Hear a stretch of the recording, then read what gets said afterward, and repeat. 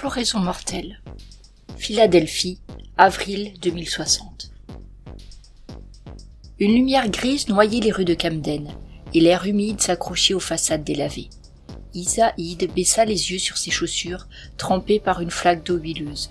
Autour d'elle, le silence était seulement brisé par le bruissement des combinaisons hazmat que l'équipe venait d'enfiler. Isa prit un instant pour observer ses nouveaux coéquipiers. Ira Wright, en costume 3 pièces, gris anthracite impeccable, qui devait coûter 1 mois de salaire de tout le bureau des liaisons, grogna quelque chose sur l'odeur de plastique neuf. Il n'était pas seulement beau au sens classique, mais il était magnétique, de cette beauté sculpturale qu'ont parfois les elfes. Des traits tranchants comme une lame de rasoir, des pommettes hautes et un menton volontaire. Il y avait aussi ce tatouage sur sa tempe droite, une arabesque fine, élégante, qui dansait sous la lumière comme une signature. Ses cheveux d'un noir de jais étaient coupés courts, mais pas trop, juste ce qu'il fallait. Et même sur ces scènes de grime sordide, il souriait. Ce sourire distant que l'on voit dans les publicités pour les montres ou les voitures de luxe. Un sourire qui disait qu'il était ailleurs, toujours un pas au-dessus des autres. Il s'installa avec son matériel d'analyse comme un chirurgien en salle d'opération. Jason Ross, grand, carré, lourd. Une carrure qui disait qu'il ne reculait jamais devant un combat, et un visage qui prouvait qu'il en avait perdu autant qu'il en avait gagné. Un nez cassé, une arcade qui gardait la mémoire d'un coup mal esquivé, et une barbe épaisse, noire comme la nuit qui lui mangeait la moitié du visage. Pas une barbe soignée, de celle que l'on porte pour être à la mode, non, une barbe de gars qui se fout de son apparence. Et ses yeux, 2 fosses sombres sous des sourcils épais, des yeux qui semblaient peser sur tout ce qu'il voyait et juger sans un mot. Il était en retrait. Il croisa les bras et scruta la ruelle comme s'il attendait qu'un problème surgisse. Khalim Silora, un nain taillé pour résister à tout ce que le monde pourrait lui balancer. Un visage carré, barbu, avec des rides qui semblaient avoir été sculptées à coups de burin. Une manière d'être immobile qui était tout sauf de l'inertie. Une tension contenue plutôt, un calme qui disait « allez-y et vous verrez bien ». Un mécanisme bien huilé qui ne gaspillait pas d'énergie. À côté de la voiture, il pianotait sur son comlink, en quête d'informations utiles. Au centre de cette scène de crime, Owen, un inspecteur municipal dont l'air fatigué trahissait une journée trop longue, leur désignait une silhouette. Isa détourna les yeux de la rue pour observer la jeune femme, assise derrière une voiture dans une bulle étanche. Une prostituée, une gamine paumée, menottée et tremblante. Agnès D avait précisé Owen.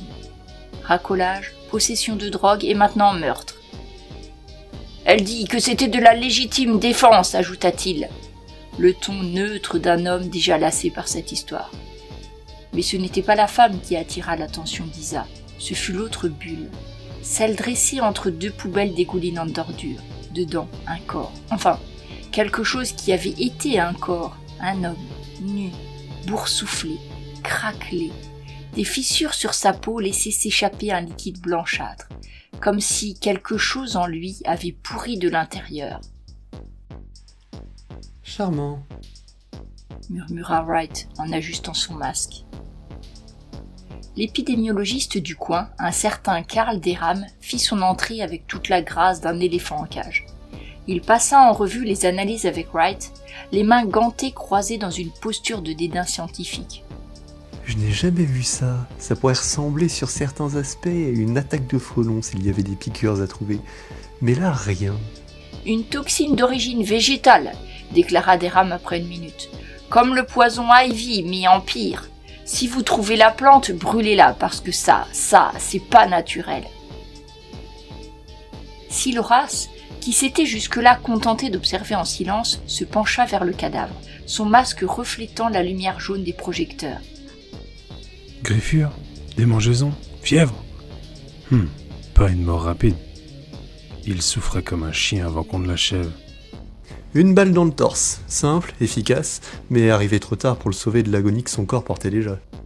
En fouillant les ruelles, Isa Eid découvrit une piste, littéralement. Les vêtements de la victime jonchaient le sol comme un chemin vers un autre monde. Une chaussure ici, une chemise là, jusqu'à son pantalon et son comlink retrouvés à la lisière du territoire des Bloods. Son appareil indiquait des trajets réguliers au cœur même du domaine du gang. L'identité du mort fut vite confirmée par son comlink, George Storr, célibataire, horticulteur, venu pour le Philadelphia Flower Show. Ses employés avaient signalé sa disparition 2 jours plus tôt. Logique, pensa Isa. Quand on travaille avec des fleurs, on finit par en sucer les racines. Mais ce n'était pas l'explication qu'il cherchait. Ross était resté avec elle, la suspecte principale. Une gamine à peine 20 ans, peau d'ébène et yeux effarés, recroquevillée sur le siège. Elle s'appelait Agnès D, petite, fine, le genre à disparaître dans une foule sans qu'on la remarque. Pas le profil d'une tueuse. Elle n'arrêtait pas de trembler.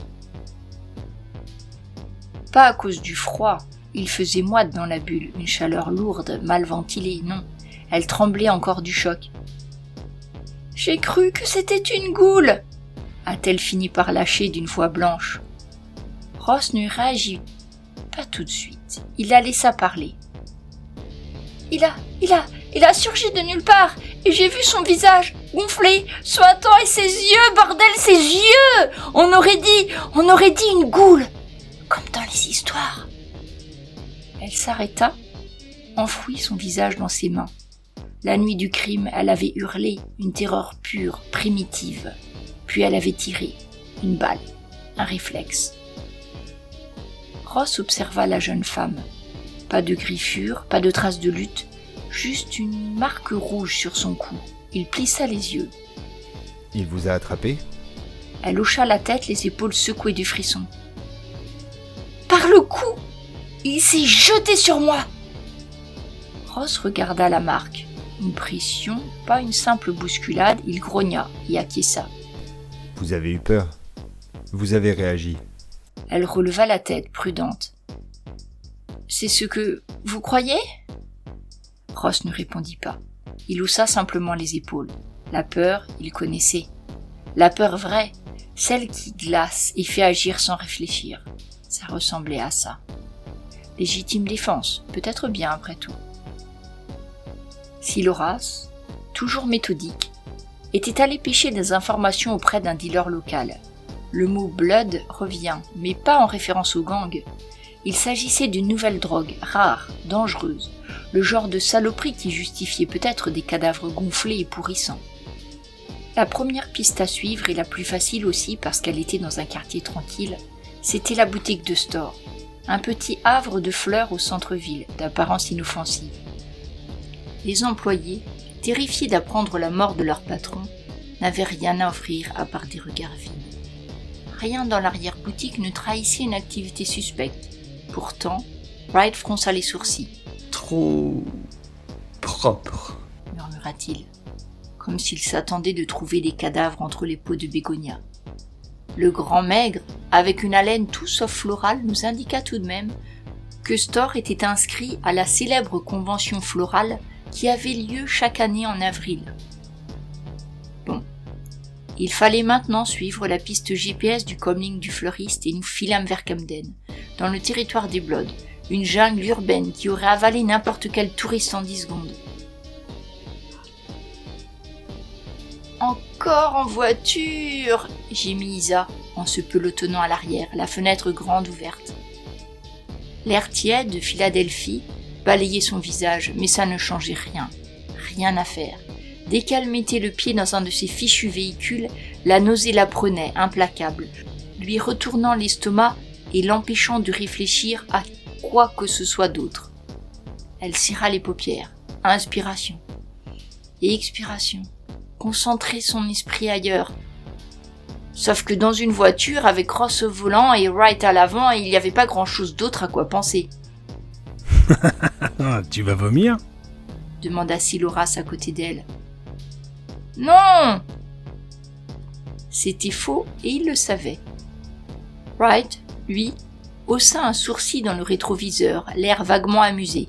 « On peut s'arrêter. »« Non !» Ross haussa les épaules et reporta son attention sur la route. Siloras se gratta la barbe, renonçant à insister. Elle inspira encore, lentement, profondément, juste tenir jusqu'à l'arrivée. Après, elle pourrait à nouveau aligner de pensées cohérentes. Ross décida de rester dans la voiture. Pas par paresse, non. simplement parce que personne de sensé ne conduisait son véhicule dans ce quartier à moins d'avoir une très bonne assurance et un goût prononcé pour les incendies volontaires. La rue devant eux ressemblait à un champ de bataille urbaine où seuls les plus téméraires, les plus inconscients ou les plus désespérés osaient s'aventurer à pied. C'était le cas d'Isa et de Kalim qui s'étaient glissés dans les ombres, se fondant dans l'obscurité comme deux mauvaises pensées. Et puis, il y avait Wright. Wright, qui n'avait pas cette prudence-là. Wright, qui préféra tracer tout droit au lieu de longer les murs. Wright, qui en l'espace de 5 secondes fonça tête la première dans un mur. Non, rectification, un orque. Un véritable monolithe vivant, bardé de muscles et de cicatrices. Un bombers du gang plaqué sur le dos comme un drapeau de guerre. Un silence. Une tension aussi palpable qu'une corde trop tendue. Quelques mots échangés. Une tentative d'intimidation.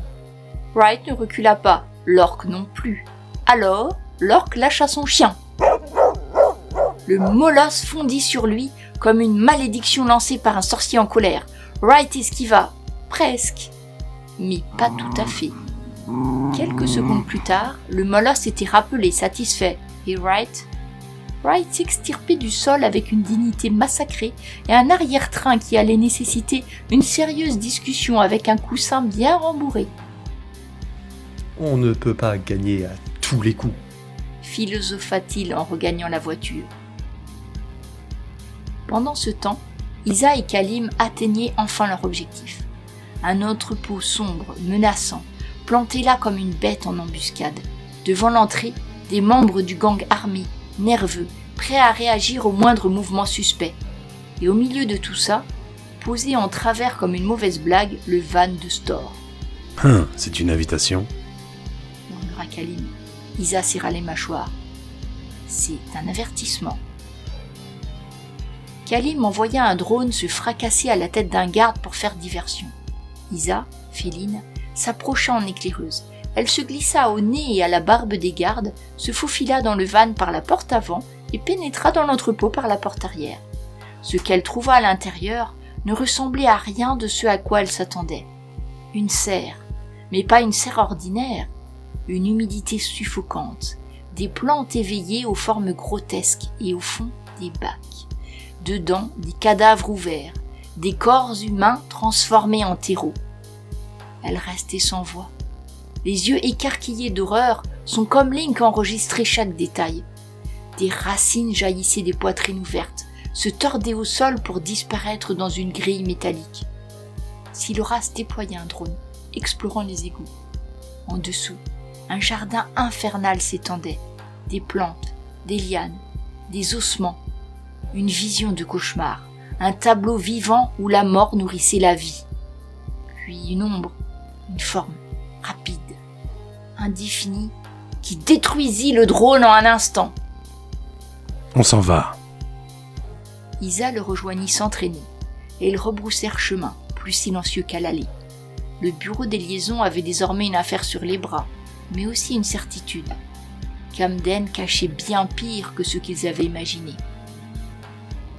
Le jardinier avait été dévoré par sa propre création, une plante hybride avide de sang, nourrie de magie. L'affaire était classée. Meurtre par imprudence ou excès de zèle botanique. Mais ce qu'ils avaient trouvé dans les égouts, mieux valait éviter d'y penser trop fort, encore moins d'en parler. Le sergent parcourut le rapport, sourcils froncés, mâchoire serrée.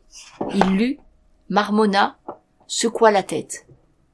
Quelque chose à propos des Bleus qui, d'une façon ou d'une autre, parvenaient toujours à lui ramener les pires emmerdes du pays, de la planète, de l'univers, si on y réfléchissait bien. Puis, sans un mot, il referma le dossier, le fit glisser dans un tiroir, tourna la clé. Et ce fut comme si rien ne s'était jamais passé.